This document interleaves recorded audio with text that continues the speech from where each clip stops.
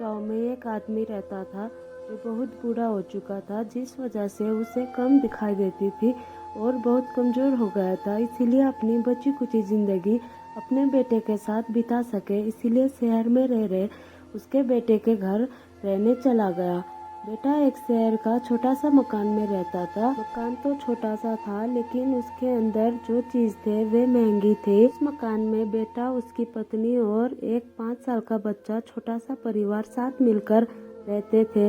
बूढ़े पिता के आने से उनके परिवार का एक और सदस्य बढ़ गया। पूरा परिवार रोज सुबह शाम डाइनिंग टेबल पर साथ में खाना खाया करता। बूढ़ा पिता अपनी कमजोरी के चलते हमेशा खाने की चीज नीचे गिराते रहता और कई बार कांच के बर्तन भी टूट जाया करते थे। कुछ दिनों तक बहू और बेटों ने ये सब सहन कर लिया, लेकिन बाद में बुढ़े की ऐसी हरकत से चिढ़ने लगे। एक दिन बेटे ने कहा, ऐसा कब तक चलेगा, हमें कुछ करना पड़ेगा।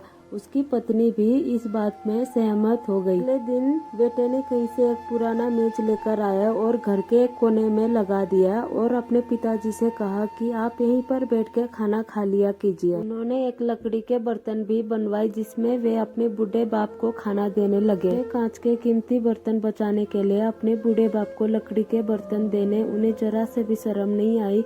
अब खाना के समय जब जब होता तो बूढ़े बाप एक कोने में बैठकर बाकी का परिवार डाइनिंग टेबल पर खाना खाया करता। डाइनिंग टेबल पर बैठे बैठे दोनों पति पत्नी कभी कभी अपने बूढ़े पिता की तरफ देख लिया करते। बूढ़े बाप की आंखों में उन्हें आंसू भी नजर आता, मगर अनपढ़ जैसे कोई असर ही नहीं होता। बूढ़े का हमेशा देखता और वह अपने में ही खोया रहता। एक दिन जब पति पत्नी डाइनिंग टेबल पर बैठकर खाना खा रहे थे, तब उसका बच्चा जमीन पर बैठकर कुछ कर रहा था।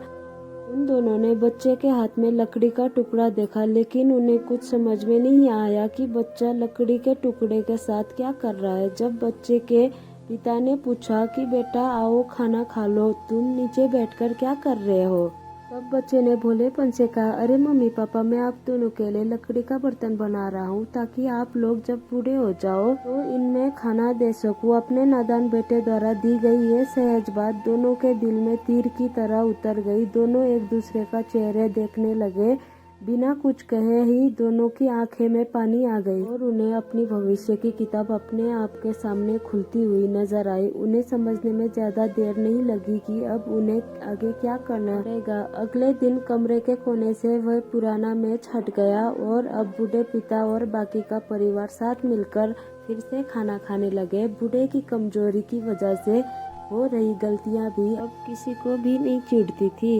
दोस्तों, ये कहानी हमें बताती है, हर वो पत्ते जो आज हरा है वो कल सूखेगा और डाली से नीचे भी गिरेगा। इसलिए हमें अपने बड़े बूढ़ों का हमेशा ख्याल रखना चाहिए और हमारा माता पिता और बुजुर्ग के साथ वैसे ही व्यवहार करना चाहिए जैसा हम चाहते हैं कि हमारे बूढ़े होने के बाद हमारे बच्चे हमारे साथ करें। दोस्तों, आपको ये हार्ट टचिंग स्टोरी कैसे लगी कमेंट करके ज़रूर बताइए और ऐसे ही मज़ेदार कहानी सुनने के लिए हमारे चैनल को सब्सक्राइब कीजिए। अगर इस कहानी से आपको कुछ सीख मिली हो तो अपने दोस्त और परिवार के साथ इसे शेयर कीजिए और खास करके ऐसे लोगों के साथ शेयर कीजिए जिनके व्यवहार बड़े बूढ़ों की तरफ अच्छे ना हो। चैनल पर नए हो तो चैनल को सब्सक्राइब कीजिए। इस वीडियो पर आपका क्या राय है हमें कमेंट करके ज़रूर बताइए और वीडियो के अंत तक बने रहने के लिए आपका बहुत बहुत धन्यवाद।